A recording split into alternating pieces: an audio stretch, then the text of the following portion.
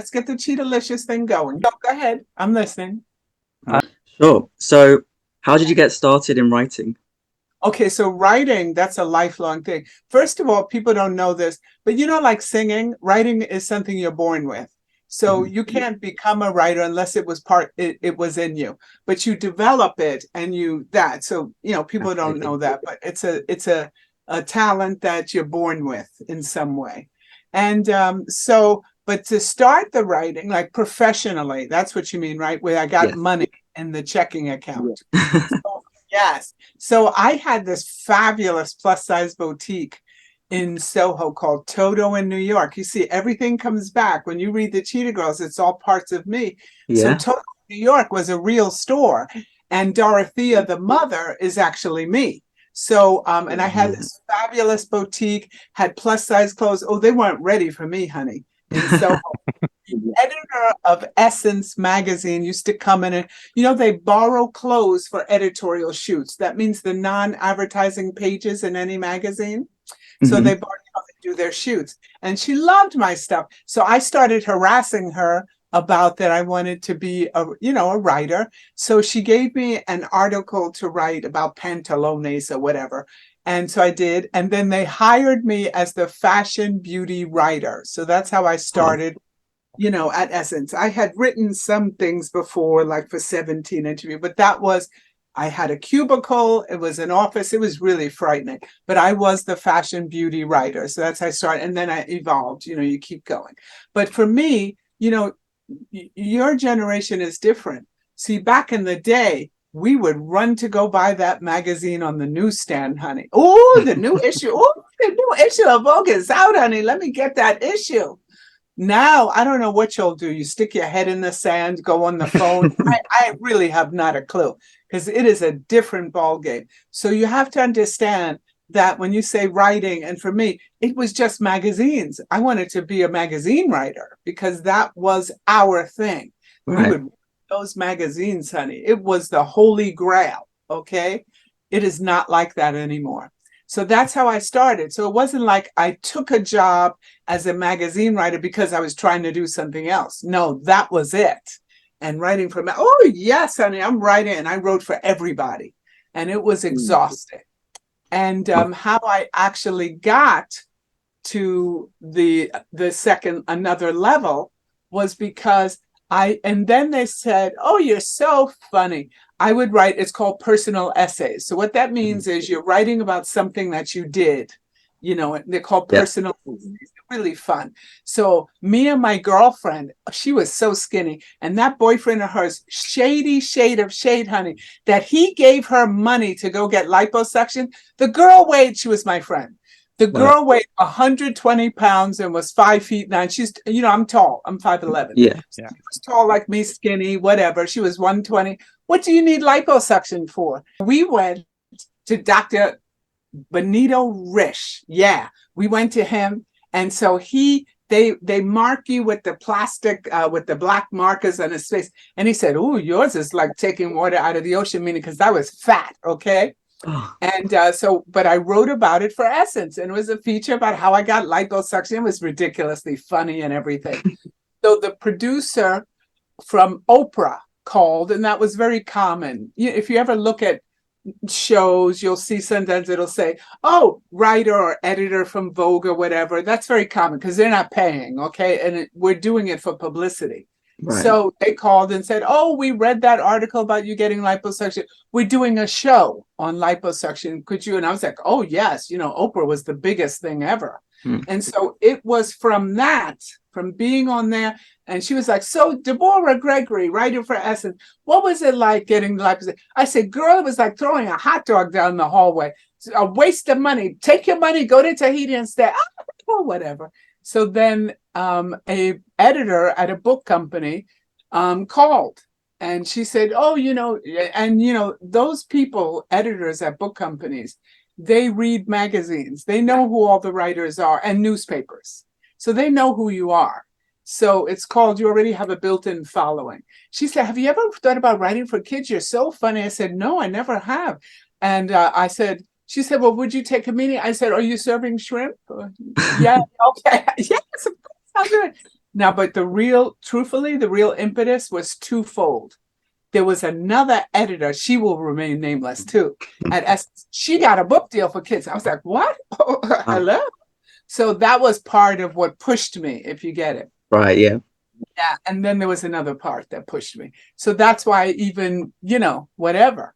And then, of course, it's in this case, if you come up with an idea that we like, it's called a treat. Could you write a treatment? Treatment is about 20 pages. It's like an outline, a skeleton of what the thing is. And if we like it, we'll make an offer. So that's what happened. And I created the Cheetah Girls. And then also, you'll love this. I've actually never mentioned this. Remember, I told you how I would write those personal essays for Essence? Yes. I did another one, and it was called The Psychic and the Skeptic, where they had me go to psychics and write about what really happened. Wow. So, because I didn't believe in that nonsense. So I went to a psychic in LA. She came very highly recommended, Dr. Reverend June Gatlin. And I thought, this is ridiculous. But I was happy to get a trip to LA. You get my point? And Yes. she had pennies outside the door. I remember I said, this is a bunch of hocus pocus, okay? And I sat down and she said, please don't talk while I'm doing this session, and it'll be recorded so you can have a copy of it. And I was like, that's great. Yes, fabulous. I'm looking at her decorations.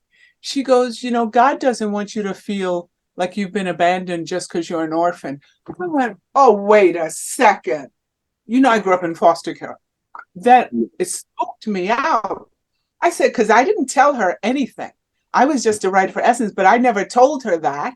And I didn't tell her my last name. So how does she know that about me, that I'm an orphan? So then the whole tenure, is that the word? The whole tenure of the conversation changed. I was spooked, okay? It was Wow. spooky. Then she said to me, oh, you're going to write this thing. Right. How does she know I'm a writer? She said, you're going to write this thing that the kids are really going to love. I said, oh, that's it. Because I don't like kids. Oh, she's off on the wrong track. Now you're following all this, right?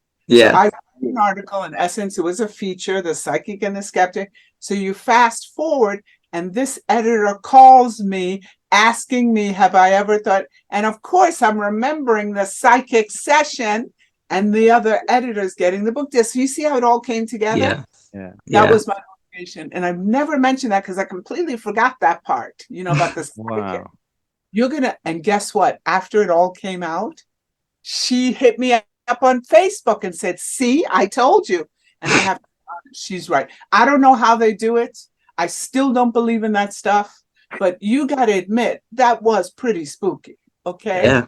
The session was That is amazing. It was amazing. Go ahead, girl. Go ahead. Books that children love. Where did you come up with the idea for the Cheetah Girls? Yeah, so the idea is twofold. One, they gave me a set of books called the Babysitters Club. So do you get it? They had an idea to create something that let it be a series, let it be more than, maybe if it's good, it will be more than one book. So the Babysitters Club. And, and of course, like I said, it had to be Black. I made it where, the lead character is biracial, the other girl's Latin, because to me, that's what multicultural means. To me, it's not just one monogamous thing. All of this is part of the landscape. So I did that, but I was told, make it Black girls and the Babysitters Club. So, so the singing thing, first of all, also, if you read the books, you'll see that Galleria's mom, Dorothea, the one who's the plus size designer, that she says, oh, my mom, she wanted to be a singer. She has the wardrobe, she has the personality, but she does not have the voice. That's me. So that was a secret dream in foster care, which was horrible. That was how I would make stuff. And don't forget, I come from the generation of girl groups. You're talking about there was no one bigger in the world, or the most revered singers in the world were the Supremes. Stop in the name of love. Girl groups. That was like, and I wrote about girl groups during my career. And they would call me Vibe, Entertainment Weekly. Oh, hey, you want to do a story on En Vogue? Do a story, because I was fun. and it was a very natural fit. And actually, the other way how I came up with the idea for the Cheetah Girls was I was assigned by Essence to do a feature on Destiny's Child and go to Houston. So that 3 days Yes. at the mall, the Galleria. So you see, Ah, two twins, they're from Houston. I had a great time. The publicist, Yvette Noel Shure, she was Beyonce's publicist at the record company, and her little daughter, Maya. Oh, we had a blast eating at Papa Do's. I was there like 3 days, and then, so that's why in the book, Aquanet and Anjanette say, oh, we had to move to New York to come to school because we can't compete with Karma's Children. That was Destiny's Child. And so you see how it all comes together. And then even after the first book came out, I interviewed them again, Destiny's Child. And the father, Matthew, was with them. And I said, can I have a quote for the book? And I said, this has nothing to do with it. He said, oh, we get it. It's fine. We get what it is, meaning I didn't want them to think it had anything to do. And they gave me a quote, it was on the back of the first book, as I recall, or something. And so you see how it all forms together. But those interviews with the girl groups, and I studied the girl groups, there was books about the book girl groups in the 50s and the 60s. I did an article for Us Magazine called Shop in the Name of Love? I can't remember now, but it was a big feature. And I remember that one had Seduction. That was a big group. Oh, and I remember Seduction was touring with Milli Vanilli. Do you remember those clowns? The fake singers? Oh, yes, honey, the fake singers. But I yeah. was at Pajama Party, so, they go on tours or whatever, and you hang out with them for a few days. So it was all you see, all of that stuff mixed together kind of thing. And to be honest with you, if I had a choice, truthfully, after living and being alive, if you ask me, what one thing could you have? I would want to be a singer. It has nothing to do with money. But this idea that I could go to any country in the world, sing in a nightclub for $100, that would be me perfectly. Just to sing. I'm not talking about being a famous singer. I'm talking about just being able to sing, because people really relate to that. It's very hard to get people to read a book, quite frankly. It's too many words for them. And, so you see the writing thing and the book thing was my thing, because I can't sing. But that's what I would have wanted to be if I had a choice. I would have wanted to be a singer. I don't care if she was a broke down singer on 110th Street, living in someone else's apartment, because, girl, I can't pay my rent. I wouldn't care. It's just the fact of being able to sing and to be in a club. I could be in Amsterdam. I traveled a lot, be anywhere, singing in a little dinky club. Oh, I would love that, What is your favorite memory of writing the series? Well, what I just told you, there wasn't my favorite was after the movie, of course, was and seeing all the kids. Oh, but my favorite would be when I did the book signings and see the kids and how they reacted, and they love it, and I would sing for them. It was hilarious, because in the back of the books, I wrote songs and I would sing them. Some people out there, and they would think it was hilarious. Okay. So that would be my favorite part. Writing is very lonely. So there's nothing, you got nobody. So that's not my favorite part. The favorite part is sharing it. What was your favorite book in the series?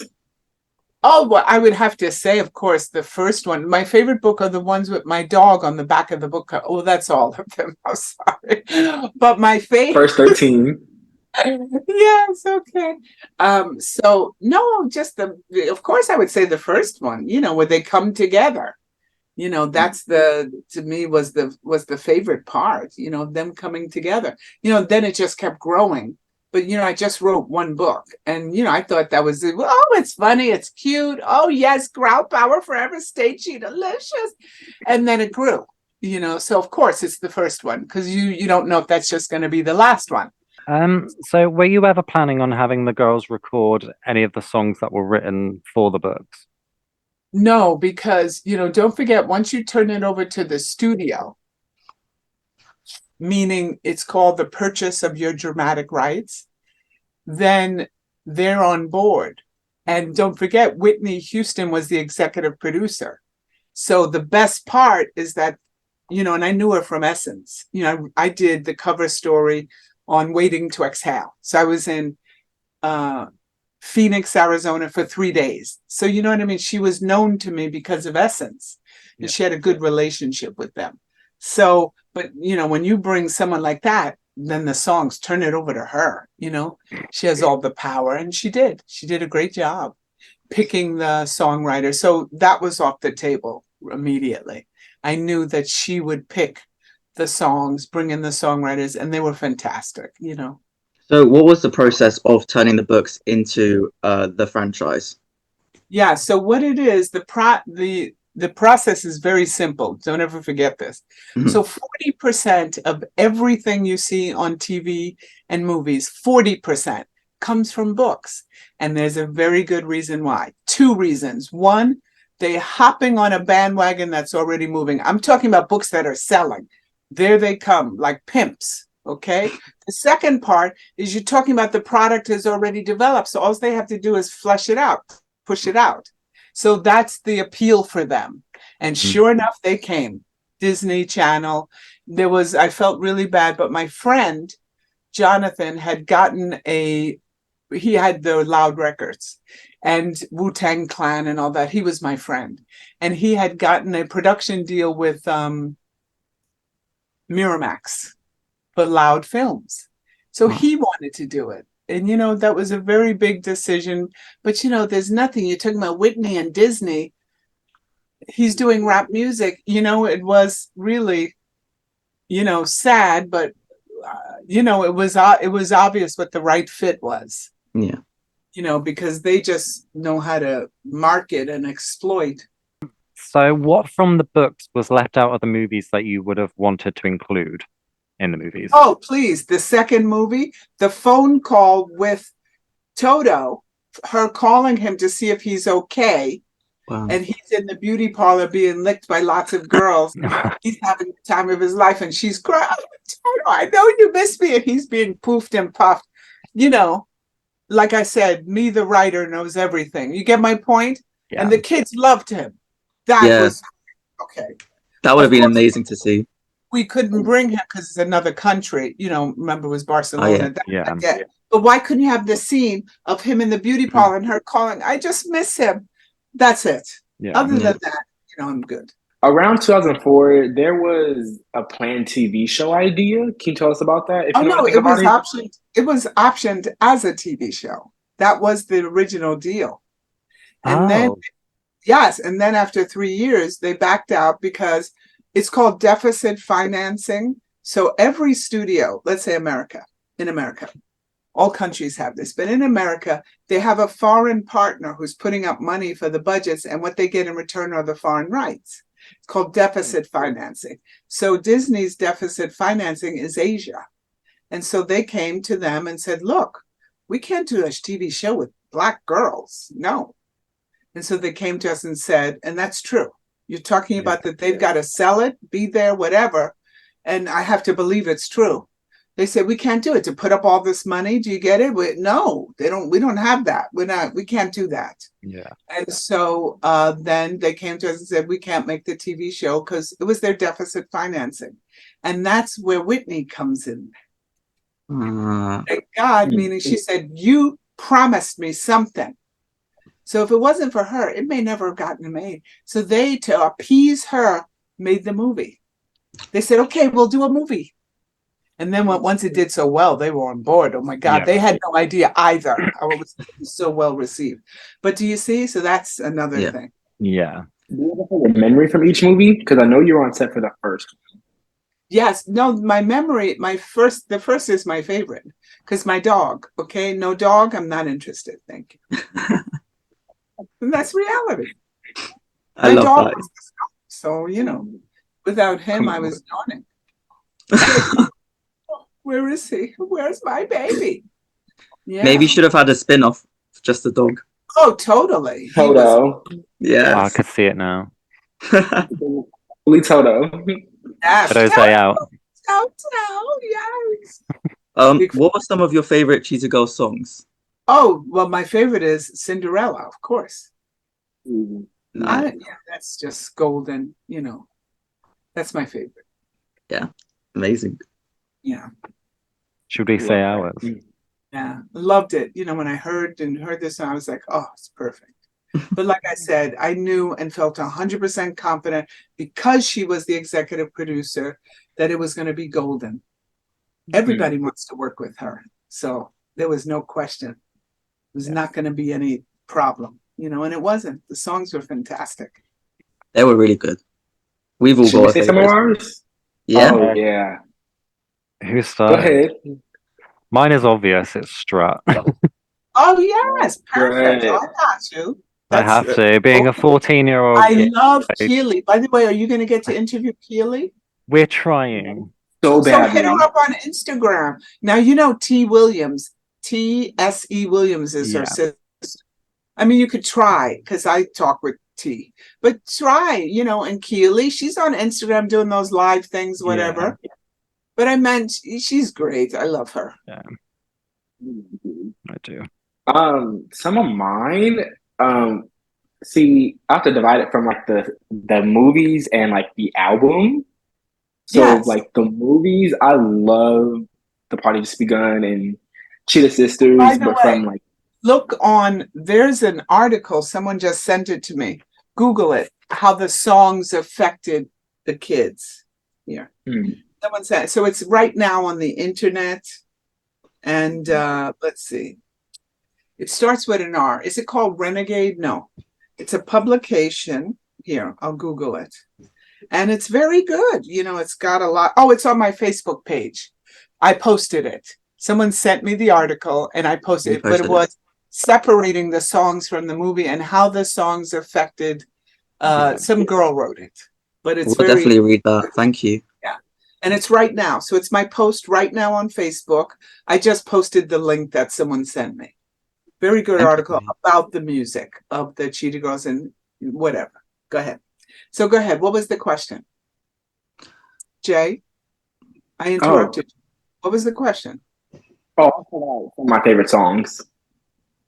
Yes. So the girl wrote an article about something like along those lines. Stuff, the songs. See, I don't separate the songs from the movie. To me, it's the whole thing. Yeah. Right. Yeah. Yeah. And of course, like- the Jiggy Jungle, that was the song in the back verse when I read. They could have recorded that. I mean, that song was adorable. The Jiggy Jungle, the Jiggy Jiggy Jungle. So don't make me bungle. But the kids used to love when I would do that song. You know, I thought that could have warranted a song. Yeah. Yeah, because it was about making it, going out here and making it in the world, and the Jiggy Jungle. So you know that had a lot of meaning. You know. But it doesn't matter. You have to let go. When you create something, there's so many forces at work. You have to really know how to manage it because it's really a lot. Yeah. And everybody wants to be wants to be the cook in the kitchen. If you get my drift. Yeah. No, they can't cook. We won't go into that. Did you ever see the girls on tour? Yes, I loved it. Like I said, the only thing I didn't like, which of course I wouldn't, was that Raven didn't partake. And that was, truthfully, as much as, you know, I love her, I knew it from day one that she's gonna, you know, she's already a star. So where do you think the Cheetahs would be if a fourth movie were to be made now? Oh, yes, I would have loved that. They would have been in the studio. They would have been on tour. They would have been dealing with the problems that happen with the real girl groups. This fighting, this endless thing, or this deal, or the album flops, or this one gets pregnant. It's so obvious. I could have write that in my sleep, quite frankly. We were robbed, basically. Yeah, but do you not see the ideas? They would have been endless ideas because that's the reality. I know the history of girl groups. I know exactly what happens. So if there was a remake, where would you want them to be today? Remake. Let me tell you something. Where is my remake? I mean, please. I want you to write we will letters petition. to Disney Channel. I am sick of it. Where's my remake? I've never seen a project so loved. And where's my remake? Because there's so many reboots these days, so that should definitely be a thing. But you know what I mean? I could just see picking the new girls. Oh, the remake, it's golden. It would be fabulous. It's the same story, but remade. Now, by the way, I have an Etsy shop, so don't forget cheetahrama.etsy.com. And, because I graduated, so the making the things is so cute. And I have an Etsy shop. I ship all over the world. I get a lot of orders, and I love that. Making it peaceful. Deborah, we've had an amazing time talking with you today. Yes, Thank you so much for joining us and taking the time out of your day to be here. Growl power forever. You do that with your hands. Yes. And stay cheetah-licious.